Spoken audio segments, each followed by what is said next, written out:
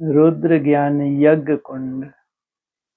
जो भगवान ने यज्ञ रचा उससे क्या क्या निकला? विनाश ज्वाला प्रज्वलित हुई। सोचो कैसा यज्ञ है ये। क्यों? संपूर्ण शांति के लिए भगवान आया। किस लिए?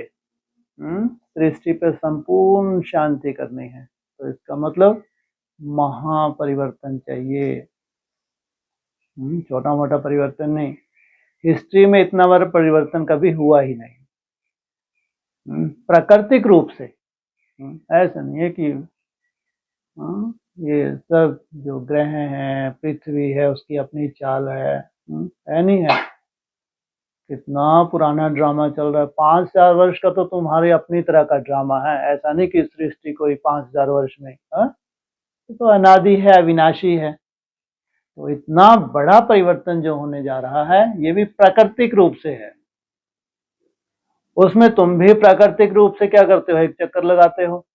तुम्हारा जो चक्कर है उसकी भी 4 अवस्थाएं हैं। तुम्हारी जो चौथी अवस्था होती है, आखिरी अवस्था होती है, तब जाके भगवान को आना पड़ता है। क्या किया भगवान ने आके? यज्ञ रचा। और इसलिए एक महावाक्य आता है, रुद्र ज्ञान यज्ञ कुंड से विनाश ज्वाला प्रज्वलित हुई। कब यज्ञ कब रचा? है जी 3637। कहते हैं 3637। चलो ठीक है। भारत की पॉपुलेशन कितनी थी लगभग? हैं जी 33 करोड़। वो तो बोल दिया उन्होंने 40 कोटि 40 कोटि। गांधी जी के पीछे चले। कितनी थी? होनी चाहिए कितनी कायदे अनुसार? भले उसमें कन्वर्ट हो चुके हैं ढेर के ढेर। कन्वर्टेड ब्राह्मण भी हैं, लेकिन 33 कोटि 33 करोड़ के आसपास पॉपुलेशन। और विश्व की पॉपुलेशन लगभग 2 करोड़। तब जाके भगवान ने यज्ञ रचा। अब कल्पना करके देखो, प्राकृतिक रूप से ड्रामानुसार कितनी वृद्धि होनी थी। 3637 से लेके आज तक लगभग 90 वर्ष।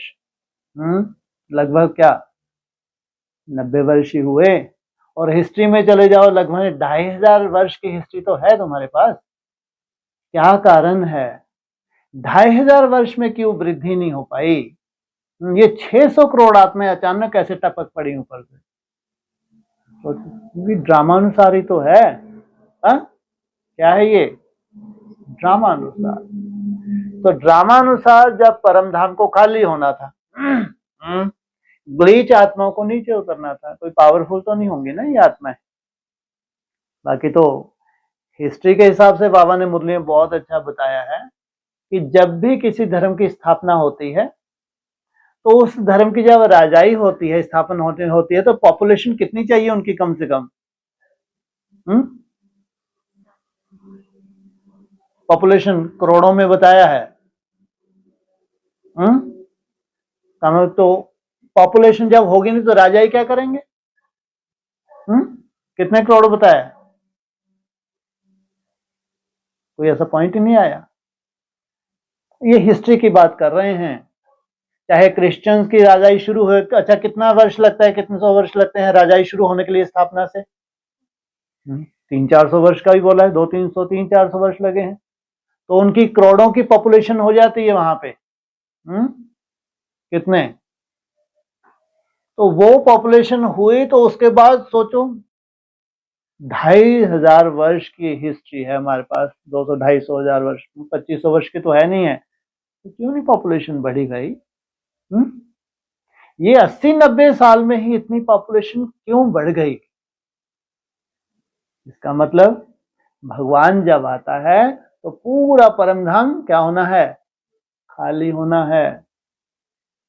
और तुम बच्चों को कितने वर्ष की जीवन मुक्ति और मुक्ति सोचो। और कम से कम जो 1-2 जन्म लेने वाली आत्मा है उनको भी क्या मिलना है? मुक्ति से आई हैं तो जीवन मुक्ति, माना वो गर्भ में प्रवेश नहीं करती, पर काया प्रवेश करके एक्स्ट्राऑर्डिनरी पवित्र आत्माएं उतरी है, बहुत नाम वाला करती है और 4 अवस्थाओं से गुजर जाती। सोचो आप, ये 80-90 वर्ष में इतनी पॉपुलेशन बढ़ी है, ये ड्रामा ही तो है। तो सोचो कितना बड़ा परिवर्तन।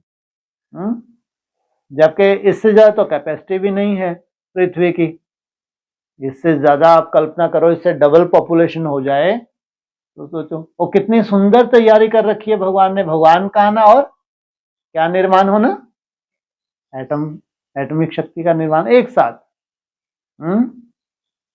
उधर से परमात्मा इस धरा पे उतरता है, इधर से एटम बम का निर्माण। क्योंकि तुमको क्या बनाने आया है? एटम। एटम अर्थात आत्मा।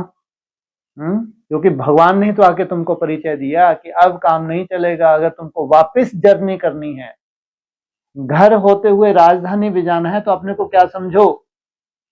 आत्मा समझो। तो अब होना चाहिए, अब तुमको तो समझ मिल गई घर जाने की,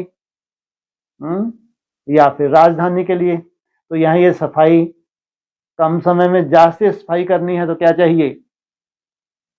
एटम चाहिए।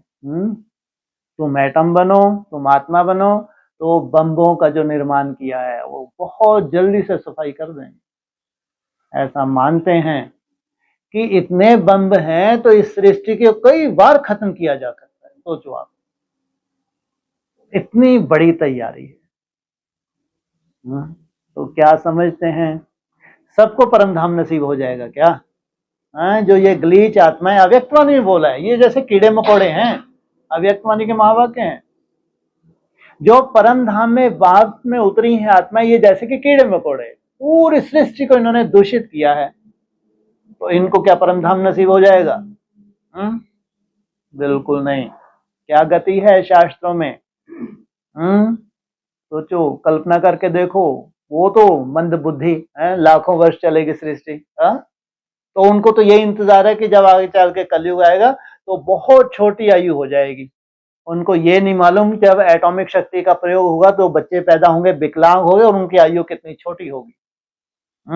ये वो सीन जो तुम देखते ही नहीं हो, वो सीन कितनी कड़ी सीन होगी। सोचो, भविष्य में जो भी बच्चे पैदा होंगे विकलांग ही पैदा होंगे, किसी की आंख नहीं है तो किसका कान नहीं है तो किसी का पाँव नहीं है, पूरा प्राकृतिक रूप से है। ये कोई ऐसा नहीं कि कोई श्रापित।